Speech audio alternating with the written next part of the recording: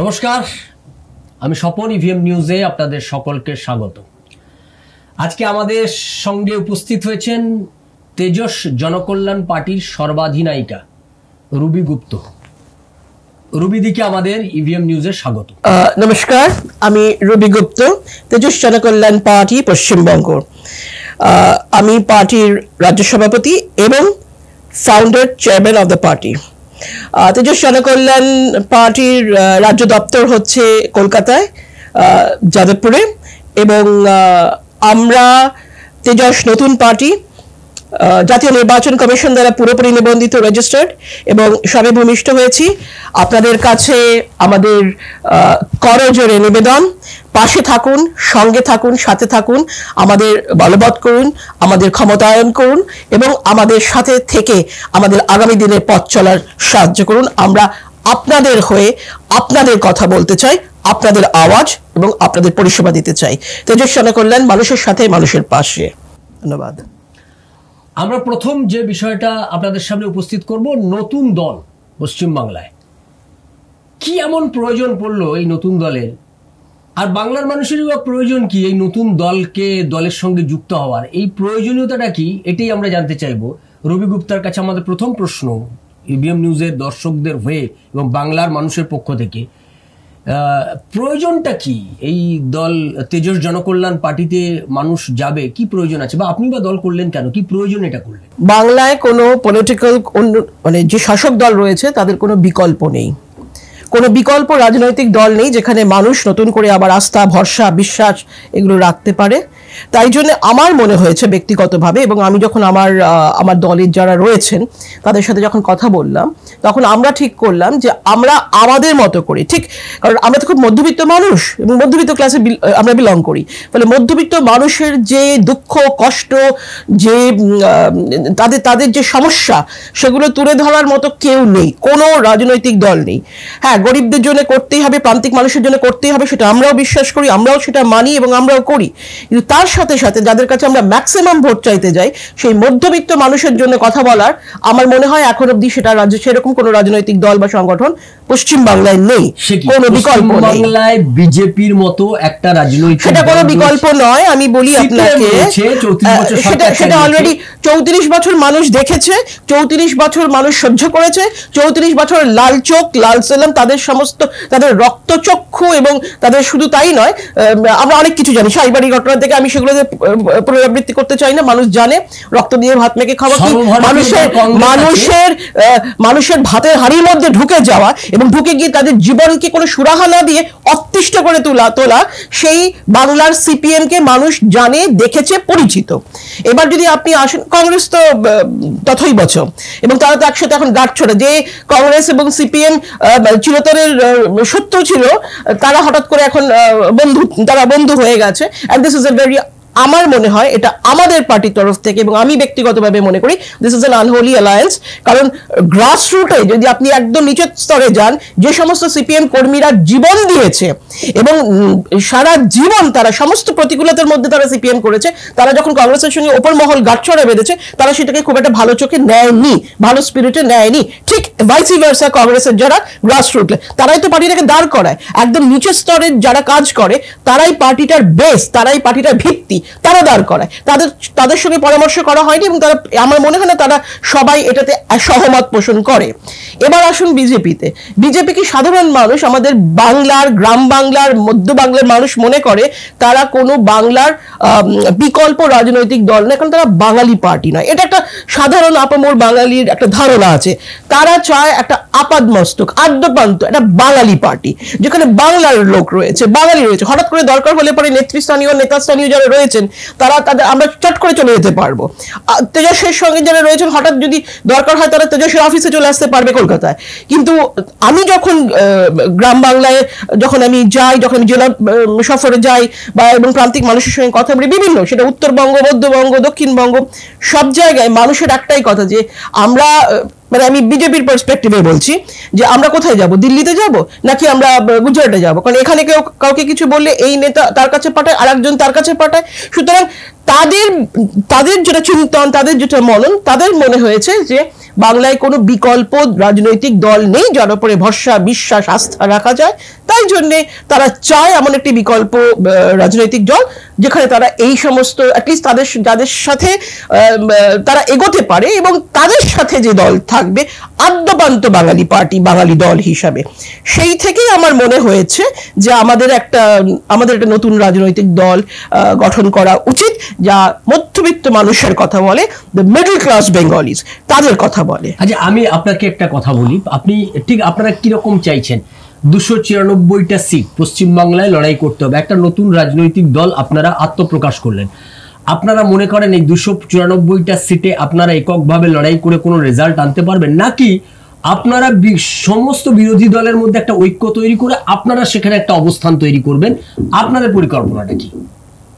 অবস্থা বুঝে ব্যবস্থা। এখন ভোট দেরি আছে, এখনো 2026-এর আগে তো আমরা নিকট ইয়েতে কিছু সেরকম ভোট দেখতে পাচ্ছি না। যদি পুরো ভোট হয় সেটা আলাদা, আমি জানি না কর্পোরেশন ইলেকশন হবে কিনা বা হতে দেওয়া হবে কিনা, কিন্তু সম্ভাবনা খুবই কম। হ্যাঁ, ক্ষীণ সম্ভাবনা, সেটাও ঠিক। কিন্তু যদি হয় তাহলে উত্তম, আর যদি না হয় তাহলে তো আমাদের করণীয় কিছু থাকবে না। যেরকমভাবে প্রশাসক দিয়ে চলছে কাজ সেরকমভাবেই চলবে। কিন্তু 2026 এখনো সময় আছে, সুতরাং এত আগের থেকে আমি বলতে পারবো না বা আমরা বলতে পারি না যে তখন আমরা নিয়ার দ্য টাইম কি করব। সেটা ডিপেন্ড করছে মানুষ কি চায়, সবকিছুই সাধারণ মানুষ কি চায় তার উপরে বেস করে। সুতরাং মানুষ যেরকম চাইবে সেরকম হবে। আচ্ছা, পশ্চিমবাংলার এই যে চলমান গণ আন্দোলনগুলো একটার পর একটা আমরা দেখলাম, আরজি কর মেডিকেল কলেজ, তার উপরে ডিএ আন্দোলন, স্কুল সার্ভিস কমিশন, টেট, এদের যে চাকরি যারা পেল না, যাদের ন্যায্য চাকরি পাওয়ার কথা, তাদের সেই আন্দোলনের তেজস্কে পাওয়া যাচ্ছে না। তেজস কোথায়? প্রত্যেকটা আন্দোলনে, বিশেষ করে আরজি কর, যেটা একটা সাংঘাতিক রকমের তোলপাড় করেছে রাজ্য রাজনীতিকে, দেশ তথা বিশ্বকে, সেখানে তেজস ঠিক নিজের মতোই তাদের পাশে গিয়ে দাঁড়িয়েছে।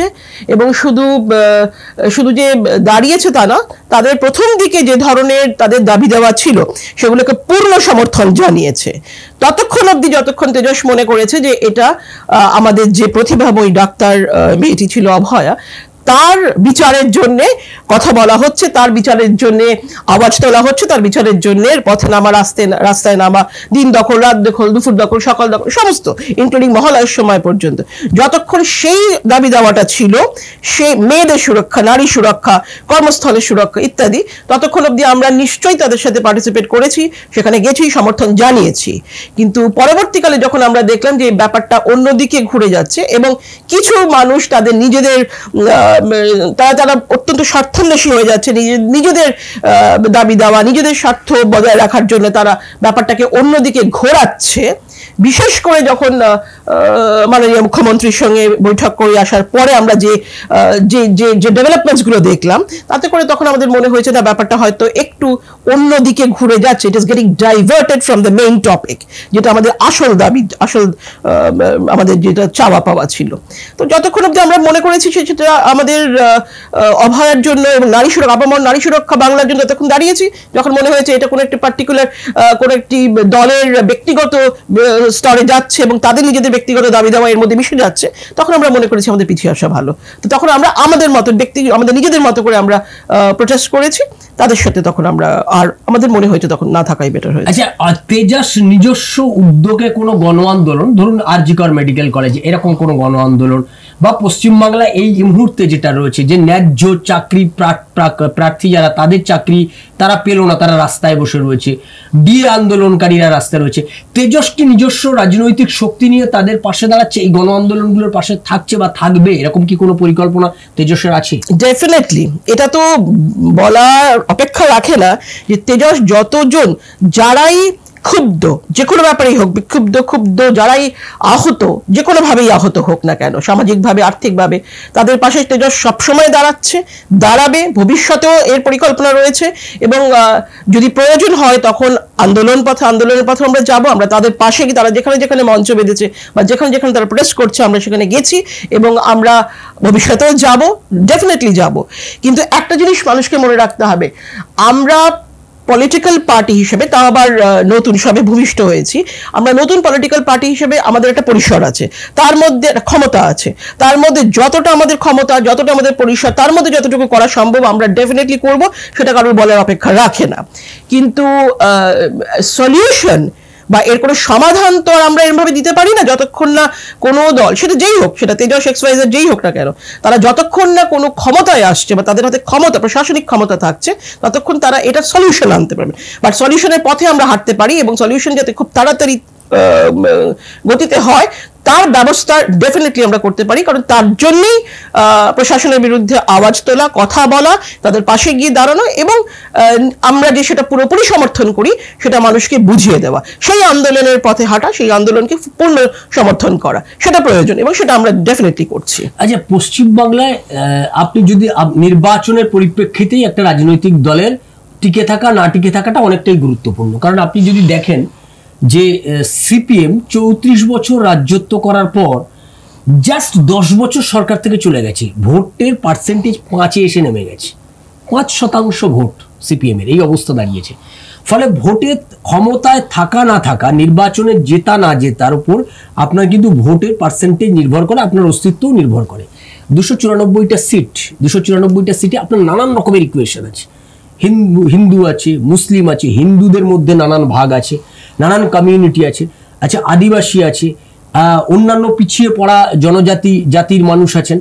এই যে একটা বিরাট বৈচিত্র্যময় বাংলা, শুধু বাংলাই একটা গোটা ভারতবর্ষকে রিপ্রেজেন্ট করতে পারে, এত বৈচিত্র্য রয়েছে বাংলার এই জনসমষ্টির মধ্যে। এই জনসমষ্টির মধ্যে কাজ করে এখনো পর্যন্ত তেজস ঠিক কতটা আপনি মনে করছেন, তেজসের সর্বাধিনায়িকা হিসেবে আপনি কতটা মনে করছেন যে বিপুল জনগোষ্ঠী, তাদের বিপুল ভাগাভাগি, তার মধ্যে তেজস কতটুকু রেখাপাত করতে পেরেছে এখনো পর্যন্ত পশ্চিমবাংলায়, কোন কোন জায়গায় রেখাপাত করতে পেরেছে?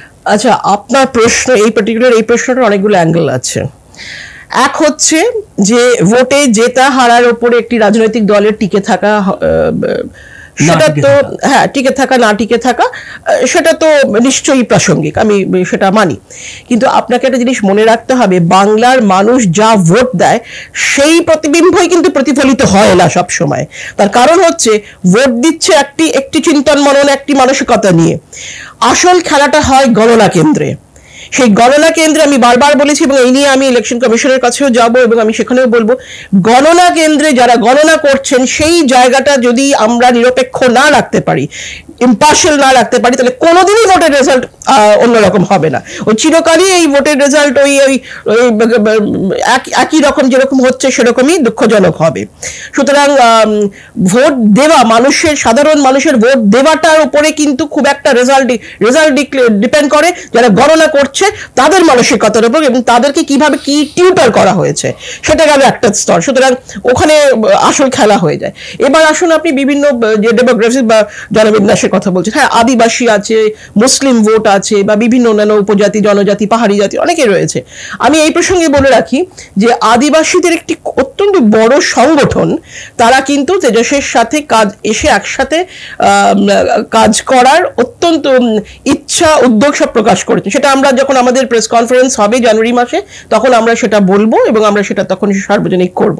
কিন্তু এখন জাস্ট বলে রাখছি যে ওরা কিন্তু তেজসকে ভরসা করেছে, তেজসের উপরে বিশ্বাস রেখেছে এবং ওরা মনে করেছে যে তেজসের সাথে একসাথে গেলে পরে তাদের যে দাবি দেওয়া আছে সেগুলো সুরাহা হবে এবং সে তারা জনসমক্ষে আনতে পারবে আরো বড়ভাবে, আরো ভালোভাবে। আচ্ছা, এই ছাড়া আপনি ওই যে আবার যে আপনি বললেন, দেখুন আমি বারবার করে একটা কথা বলছি, it is too early to say কটা সিটে আমরা লড়বো, কিভাবে লড়বো। আমাদের তো ডেফিনেটলি পলিটিক্যাল পার্টি হিসাবে, এবং শুধু পলিটিক্যাল পার্টি না, registered by election commission of India, জাতীয় নির্বাচন কমিশন দ্বারা পুরোপুরি নিবন্ধিত একটি রাজনৈতিক দল হিসাবে আমাদের তো সংকল্প, আমাদের দৃঢ় বিশ্বাস, প্রত্যয় এবং আমাদের আত্মবিশ্বাস আছে যে আমরা সবকটা সিটেই আমরা ক্যান্ডিডেট দেব এবং আমরা সেখানে কন্টেস্ট করব। ডেফিনেটলি সাধারণ মানুষ যদি চায়, আমরা মানুষের সাথে থাকতে চাই, মানুষের পাশে, মানুষকে পরিষেবা দিতে এসেছি। বিশেষ করে আমি বারবার বলছি, মধ্যবিত্ত মানুষ, গরিব মানুষ, প্রান্তিক মানুষের সঙ্গে সবাই থাকে। মধ্যবিত্ত মানুষ যারা ম্যাক্সিমাম সাফার করে, কারণ আমি জানি মিডল ক্লাস মানুষদের, মিডল ক্লাস পিপল, তাদের প্রবলেমস কোথায়, তাদের ইস্যুস, তাদের সমস্যা কোথায়। সুতরাং হ্যাঁ, আমরা এখনো আমি সেটা বলতে পারবো না, কারণ আমরা নিয়ার দ্য টাইম, ইলেকশন আসুক, এখনো তো টাইম আছে, সবে তো একটা নতুন বছর কালকে শুরু হবে। তো সেই জন্য তখন দেখা যাবে মানুষ কি চাইছে, কিভাবে মানুষ আমাদের চাইছে, সেই রকম হিসাব করে আমরা তখন কটা সিটে যাব না যাব ইত্যাদি আমরা তখন সেটাকে জানাবো। তবে হ্যাঁ, সাধারণ মানুষের কথা যদি আপনি বলেন যে বিভিন্ন স্তরে তারা প্রত্যেকেই ভরসা করছে। এটা আমাদের খুব বড় পাওনা, নতুন পার্টি হিসেবে আমাদের খুব বড় পাওনা যে তারা ভরসা করছে, তারা বিশ্বাস রাখছে, তারা মনে করছে যে একমাত্র তেজসের সাথেই বোধহয় তাদের বিকল্প হিসেবে গেলে পর তারা তাদের যে সমস্যা তাদের সুরাহা হবে এবং পাবে। আমার এর পরের যে প্রশ্নটা যেটা খুব বাস্তবিক, আচ্ছা আমি একটু সরি, আমি এখানে আরেকটা জিনিস একটু বলিনি, আপনি মুসলিমদের কথাও বললেন, আমি এই প্রসঙ্গে বলে রাখতে চাই মুসলিম যারা রয়েছেন, মুসলিম ভাই বোনেরা যারা রয়েছেন, তারা কিন্তু নিজেরাও খুব যে ভালো অবস্থায় আছেন তা নয়। আমরা বিভিন্ন জায়গা দেখেছি যেখানে মুসলিম গোষ্ঠী, তাদের সম্প্রদায়, তাদের মানুষরা আহত হয়েছেন, আঘাতপ্রাপ্ত হয়েছেন, প্রাণহানি হয়েছে, এটা তো একটা গেল। এবং এছাড়া আজ অব্দি আপনি আমাকে বলুন মুসলিমদের যে এন্টায়ার সম্প্রদায়, তাদের ডেভেলপমেন্ট কি প্রোগ্রামস হয়েছে, তাদের উন্নতি, আপামর তাদের উন্নতি, তাদের শিক্ষা, তাদের সামাজিক অবস্থা, তাদের পরিষ্কার পরিচ্ছন্নতা, তারা যেখানে থাকে, সমগ্র একটি মানুষের যে সমগ্র একটি জাতির যে সমগ্র উন্নতি প্রয়োজন, সেটা কতটা হয়েছে মুসলিমদের? সব জায়গায় শুধু রিজার্ভেশন করে করে তো একটা জাতিকে উন্নত করা যায় না। শুধু তাদেরকে মূল স্রোতে নিয়ে আসা, সাধারণ মূল স্রোতে যখন কেন তারা এসেছে কি, বা তাদের কি সেই সুযোগ, সেই অপরচুনিটি করে দেওয়া হয়েছে, সেই সুবিধা, সেই সুযোগ তাদের দেওয়া হয়নি। ফলে মুসলিমরা যে খুব ভালো আছে তা কিন্তু নয়। সুতরাং এইটা মনে করা যে মুসলিমরা একজনদেরই ভোট দিয়ে যাচ্ছে, একটি পার্টিকে ভোট দিয়ে যাচ্ছে, সেটা হয়তো তাদের কাছে কোনো উপায় নেই। সেই হিসাবে তারা দিচ্ছে, কিছু জন তো নিশ্চয়ই তাদেরকে টিউটর করা হচ্ছে ফলে দিচ্ছে। ফলে আমি মনে করি না যে মুসলিমরা খুব একটা ভালোভাবে রয়েছে, তাদের মধ্যেও কিন্তু অত্যন্ত ক্ষুব্ধ বিক্ষুব্ধ মানুষ রয়েছেন, কিন্তু কোথায় এক্সপ্রেস করবে, বিকল্পটা কোথায়, সেই ঘুরে ফিরে আবার আমরা ওই একই জায়গায় আসছি। সুতরাং আমি তাদেরও আহ্বান জানাবো যে আপনারাও আসুন, তেজসের হাত ধরুন, তেজসের সাথে থাকুন, পাশে থাকুন এবং দেখুন যে আপনাদের কোনো সমস্যার সুরাহা হয় কিনা। আপনারা আসুন, এই আহ্বানটা আপনি দিলেন, আমি এলাম, অনেকে এলো, সিকিউরিটি কে দেবে? প্রথম প্রশ্ন তো এটা। আমি জানি রাজ্যের বিরোধী দল, সরকারি দল, তাদের এই অন্যায়গুলো রয়েছে। পাড়ার কাউন্সিলর বা কাউন্সিলরের যারা আশেপাশে ঘোরা লোকজন, তারা আমার পাশের বাড়ির লোকটার বিল্ডিংটা বাড়িটা জোর করে দখল করে প্রমোটিং করছে।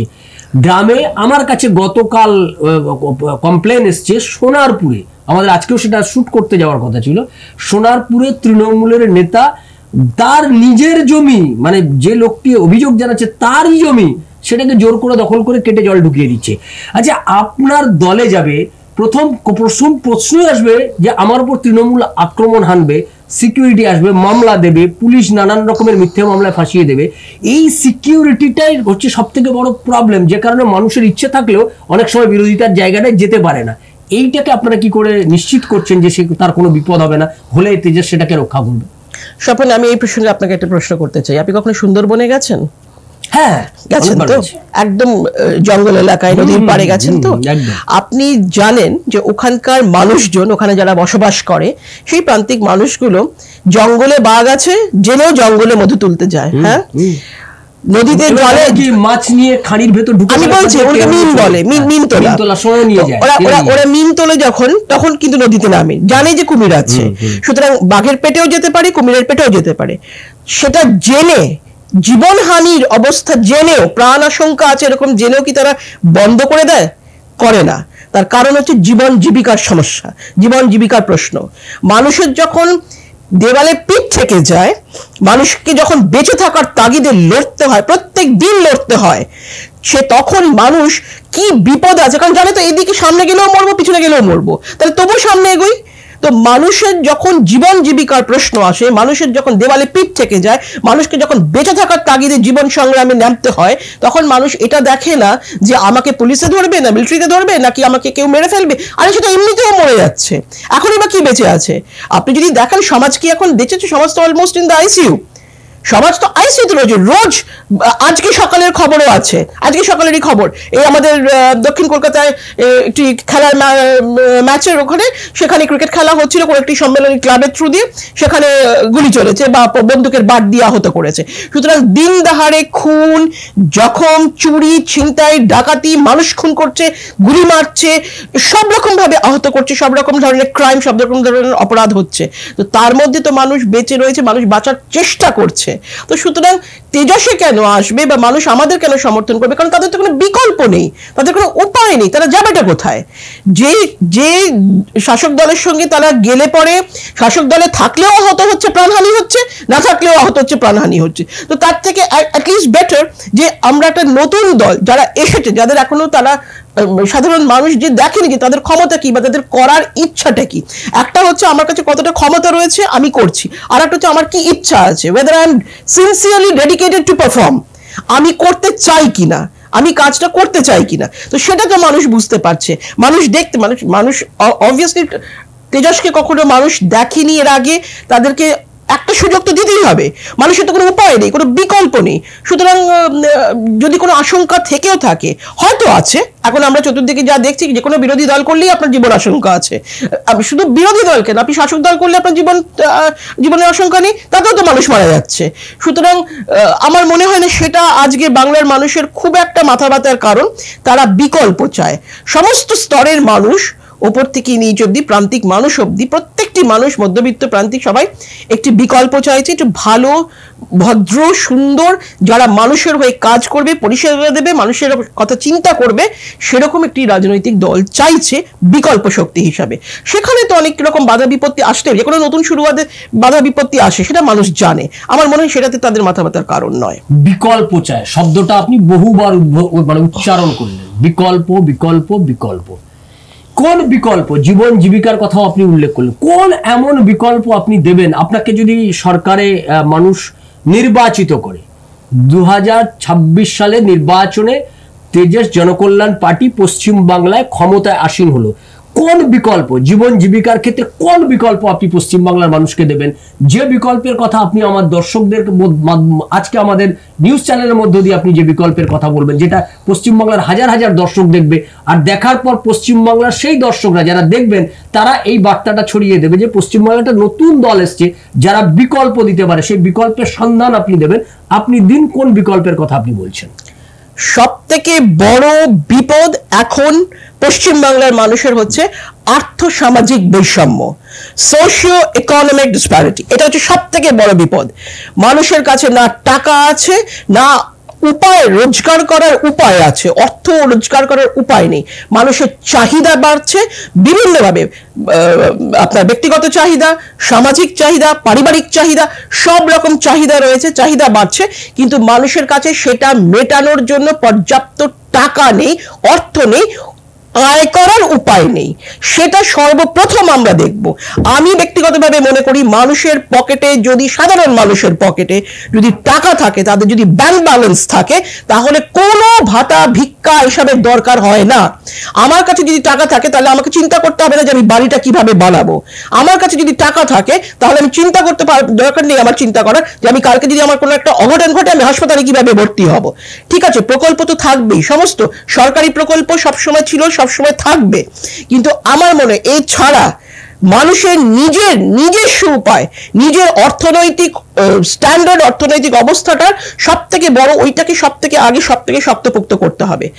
এছাড়া তো ধরুন বাড়ি, যেটাকে আমরা আবাস বলি, মানুষের সুরক্ষা, থাকার সুরক্ষা, শিক্ষার সুরক্ষা, স্বাস্থ্য সুরক্ষা খুব বড় জিনিস, কিন্তু স্বাস্থ্য সুরক্ষা আমি মনে করি আমাদের তেজসের একটি প্রকল্প আছে যেটা আমরা চিন্তা ভাবনা করেছি, আমাদের আলোচনার মধ্যে রয়েছে, যে আমাদের যে স্বাস্থ্য প্রকল্পটা, সেটা শুধুমাত্র বাংলার জন্য নয়। একটা হচ্ছে সেটার ইন্স্যুরেন্সের টাকাটা আরো অনেক বেশি, যা এখন রয়েছে তার থেকে, সাম্প্রতিককালে যা রয়েছে তার থেকে অনেক বেশি হওয়া উচিত, এবং সেটা একদম ভিন্ন। তার কারণ হচ্ছে সেটা যখনই আপনি একটা কেন এই আমাদের এখন যে স্বাস্থ্য সাথীটা রয়েছে, কেউ দেখলে পরেই সেটাকে কেন নাকচ করে দিচ্ছে, অন্য রাজ্যে তো সেটাকে অ্যালাউই করছে না। আমরা দেখেছি ম্যাক্সিমাম বাঙালিরা খুব দুর্ভাগ্যবশত একটি মরণ ব্যাধির জন্য তারা মুম্বাইয়ে যায়, তারা সিএমসি ভেলোরে যায়, হায়দ্রাবাদে যায়, বিভিন্ন যে মেইন যে হাসপাতালগুলো যেখানে বাঙালি, মধ্যবিত্ত বাঙালি, গরিব প্রান্তিক বাঙালিরা ম্যাক্সিমাম যায় নিজেদের ঘটি বাটি সর্বস্ব বিক্রি করে দিয়ে, সেই হাসপাতালগুলোর সঙ্গে টাই আপ করা, এটা আমাদের একটা মূল লক্ষ্য।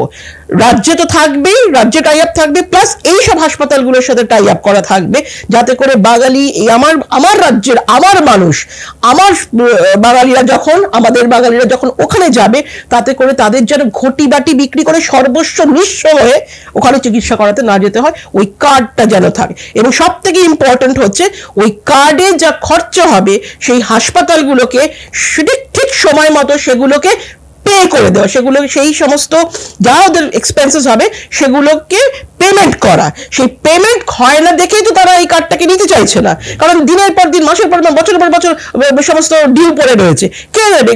কোন হাসপাতাল সেটাকে অ্যালাউ করবে? এই যে ছোট ছোট জিনিসগুলো যেগুলো আপনার মাধ্যমে বা আপনার ক্যাবের মাধ্যমে সাধারণ মানুষের জানা উচিত, পশ্চিমবঙ্গের মানুষের জানা উচিত যে কেন স্বাস্থ্যসাথী বা এই ধরনের স্বাস্থ্যের কার্ডগুলো যেগুলো আমাদের পশ্চিমবঙ্গে রয়েছে কাজ দেয় না, তার কারণ হচ্ছে পেমেন্ট হয় না। সেজন্য ওগুলোকে দেখলে মানুষ আটকে ওঠে, হাসপাতাল কর্তৃপক্ষ আটকে ওঠে। আমরা সেগুলো চাইছি। এছাড়া ছোট যারা শিশু, যারা প্রাইমারি স্কুলে যাচ্ছে, যাদেরকে পড়াশুনো বিদ্যা লাভ করাটা যেটা একটা আমাদের একটা বেসিক ন্যূনতম অধিকারের মধ্যে পড়ে, সেই সমস্ত বাচ্চা ছেলে মেয়েগুলোকে আধখানা করে, সপ্তাহে নাকি আধখানা ডিম দেওয়া হয়, কোনো রকম সেদ্ধ ভাত, ফ্যান ভাত, মার ভাত, একটুখানি ডাল সেদ্ধ বা কোনোদিন করে পোকাওয়ালা চাল, এগুলো ওরা আমাদের ভবিষ্যৎ। ওরা যদি পুষ্টিকর খাদ্য না পায় তাহলে সমাজ কোনোদিন দাঁড়াবে না, সমাজ শক্ত কোনোদিন হবে না, সমাজ শক্তিশালী হবে না। তাদেরকে প্রত্যেক দিন নিউট্রিশিয়াস খাবার দেওয়া উচিত, পুষ্টিকর খাদ্য দেওয়া উচিত, এবং তাদেরকে পশ্চিমবাংলার অর্থনৈতিক অবস্থা এমন, যদি না এই সমস্ত এত ভাতা ভিক্ষা ইত্যাদিগুলোকে না দেওয়া হয়, তাহলে আমার মনে হয় যে পশ্চিমবঙ্গের অবস্থা এমন যে তারা খুব ইজিলি, এই যে শিশুগুলো, এই যে বাচ্চাগুলো, তাদেরকে তারা যখন একটু খাবারের জন্য, আমার অনেক প্রান্তিক মানুষ আছে, প্রান্তিক পরিবারের ছেলেমেয়েরা একটু খাবার জন্য স্কুলে যায়, এবং ওই খাবার তাদের পুষ্টিকর দেওয়া যেতে পারে, তাদেরকে প্রত্যেকদিন ডিম, মাছ, মাংস দেওয়া যেতে পারে, এবং ভালো পরিষ্কার খাবার দেওয়া যেতে পারে। এগুলো একটা বেসিক জিনিস আমাদের আছে। শিক্ষা, স্বাস্থ্য, মাথার উপরে ছাদ বা আবাস, এবং সর্বোপরি আর্থসামাজিক উন্নতি, মানুষের হাতে টাকা, পকেটে টাকা, ব্যাংক ব্যালেন্স থাকা, এটা আমি মনে করি দ্য বেসিক, দ্য বটম, ন্যূনতম অধিকারের মধ্যে পড়ে, ন্যূনতম প্রয়োজনীয়তার মধ্যে পড়ে বাংলার মানুষের। তার জন্য তো কর্মসংস্থান, আমার শেষ প্রশ্ন, তার জন্য তো আপনাকে কর্মসংস্থান তৈরি করতে হবে। যে আমার রাজ্য থেকে প্রত্যেক দিন আমরা দেখতে পাচ্ছি যে পরিযায়ী শ্রমিকের সংখ্যা বাড়ছে, ক্রমশ রাজ্য থেকে ভিন রাজ্যে চলে যাওয়া, এটা একটা প্রবণতা বেড়েছে।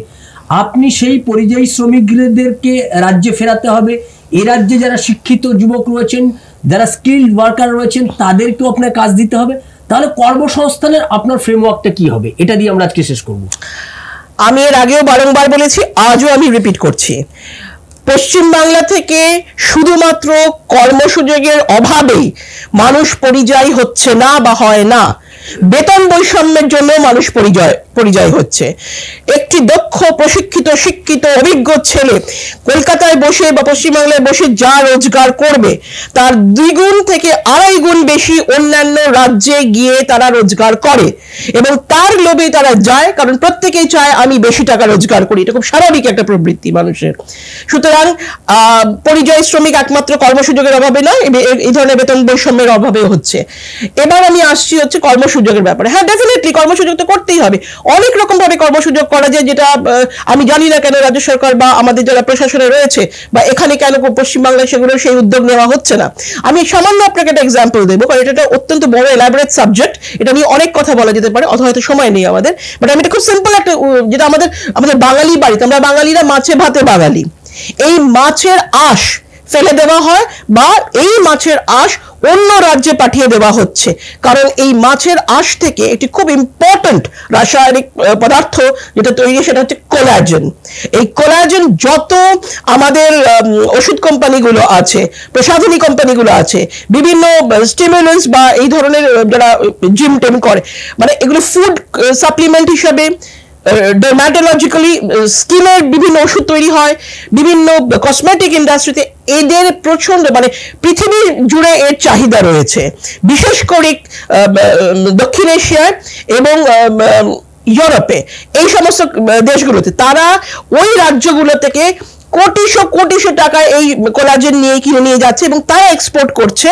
তারা কিন্তু যে মাছ তারা কিন্তু বাঙালিদের মতো অত মাছ খায় না, they are not fish eating states, আমরা বাঙালিরা যেরকম। কিন্তু আমাদের এখানে সেটাই যদি আমাদের এখানে তৈরি করা যেত, সেই কোলাজেন যদি মাছের আমাদের এখানে মাছের আসে কোনো ঘাটতি নেই, সেটা দিয়ে যদি আমরা এখানে কোলাজেনটা তৈরি করতে পারতাম, আমাদের তো সব রকম ইনফ্রাস্ট্রাকচার আছে, আমাদের বন্দর আছে, রাস্তা আছে, সব রকম ভাবে আছে, আমরা তো এখান থেকে তো বাইরে পাঠাতে পারি, আমরা কেন অন্য রাজ্যকে বিক্রি করছি? শুধু যে একটা ইন্ডাস্ট্রি, একটা শিল্প তৈরি হতো তা নয়, তার সাথে কতগুলো আনুষঙ্গিক ইন্ডাস্ট্রি, একটি বড় ইন্ডাস্ট্রি, একটি বড় ব্যবসা তৈরি হলে সেখানে আনুষঙ্গিক আরো কত অ্যানসিলারি ইন্ডাস্ট্রিজ আমরা যাকে বলি, সেখানে সেগুলো তৈরি হয়।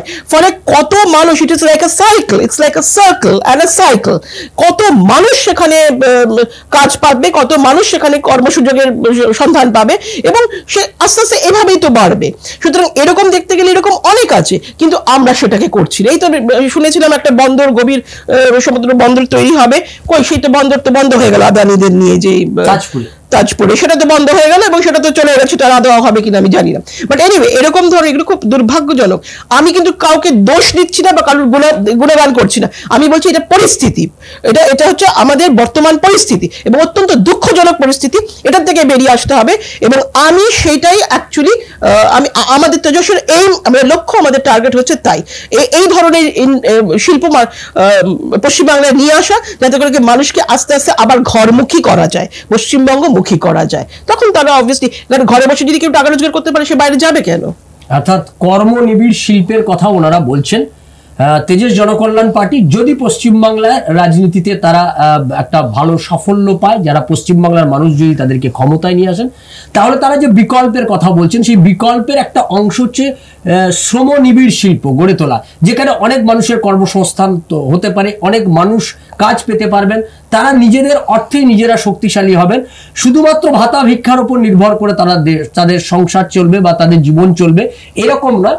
সমাজে অর্থনীতির যে একটা বড় ইম্প্যাক্ট রয়েছে, সেখানে শিল্পের যে একটা বড় ভূমিকা রয়েছে, সেটাকেও তারা গুরুত্ব দেন এবং সেই অনুযায়ী তারা তাদের ভাবনা চিন্তাকে সামনে রাখছেন। এবং আগামী নির্বাচনের আগেই তারা দল কতটা প্রস্তুত, কিভাবে মানুষের কাছে যাচ্ছেন, এই বিস্তৃত বিষয়ে আমাদের আলোচনা হলো। আলোচনায় কিছু উত্তর পাওয়া গেল, আরো অনেক উত্তর জনগণ নিশ্চয়ই আগামী দিনে জানতে চাইবেন। আমি শুধু দর্শকদের বলবো, আপনাদের যা যা জানার তেজস জনকল্যাণ পার্টির সম্পর্কে আপনাদের যদি কোনো প্রশ্ন থাকে, আপনারা অবশ্যই মেসেজে সেই প্রশ্নগুলো করবেন। আমরা সেই প্রশ্নগুলো সরাসরি পাঠিয়ে দেবো তেজস জনকল্যাণ পার্টিতে।